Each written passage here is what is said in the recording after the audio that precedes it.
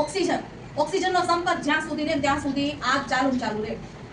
હવે આપણી આજુબાજુ ઓક્સિજન છે 21% એટલે વાતાવરણમાં ઓક્સિજન હોય છે એટલે આગ શું થશે ચાલુ રહેશે. તો આગ ઓલવવા માટે પહેલા ઓક્સિજનનો સંપર્ક તોડવો પડે. આપણે ઘરે સાદી આગ લાગે તો આપણે શું કરીએ? પાણી નાખી દઈએ, બરોબર? એ કાંઈ આપણે રેતીની ડોલ મૂકીએ છીએ ફાયર માટે, ઉપર ફાયર લખેલું છે. રેતી શું કામ કરે? એટલે જ્યારે હવે પેટ્રોલ પંપ ઉપર આગ લાગી હોય અને અહીંયા તમે પાણી નાખો તો શું થાય? આગ બધું ફેલાય કે પેટ્રોલ વધારે ફેલાય? બે રીતના. આગ પહેલા તો છે ને પેટ્રોલ ઢોળાણું હોય ને એની ઉપર તમે પાણી નાખો ને તો જેટલી જગ્યા હોય એનાથી વધારે સ્પ્રેડ થાય.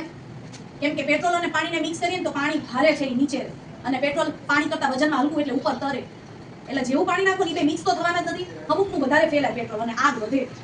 એટલે પેટ્રોલ પંપે રેતીનું ડોલ ભરેલું છે.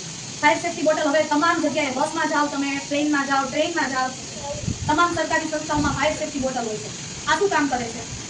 જ્યારે કોઈ જ્વલનશીલ પદાર્થ કે કોઈ એવી જગ્યાએ આગ લાગી હોય કે જે કંટ્રોલમાં આવી નથી એટલે આની અંદર કાર્બન ડાયોક્સાઇડ વાયુ પાવડર ફોર્મમાં હોય. એ શું કરે? આગની ઉપર જે આગ લાગેલી વસ્તુ છે ને એની ઉપર એક પ્રકારનું આવરણ કરી નાખે, પડ કરી નાખે, કાર્બન ડાયોક્સાઇડનું પડ કરી દે. એટલે ઓક્સિજનનો સીધો જ સંપર્ક તૂટી જાય અને ઓક્સિજન જેવું કોઈ વસ્તુને ઓક્સિજન મળતું બંધ થઈ જાય ને એટલે શું થાય? ઓલવાઈ જાય. જ્યારે આગ લાગે ત્યારે આવી બોટલો આપણી પાસે હોય છે.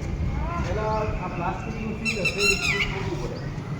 આ પીળા કલરનું સીલ છે એ તોડો પછી આ બહાર ખેંચવું પડે તો જ આ બ્રેક થાય, બરાબર ને? એટલે આ પ્લાસ્ટિકનું સીલ નથી દેવાનું. પછી આ પિન આવે પિન કાઢી લેવાની, નળીને આગની દિશામાં રાખવાની, પિન આ રીતે આવી ખેંચવાની પિન. અને જે હેન્ડલ છે એ હેન્ડલને દબાવવાનું.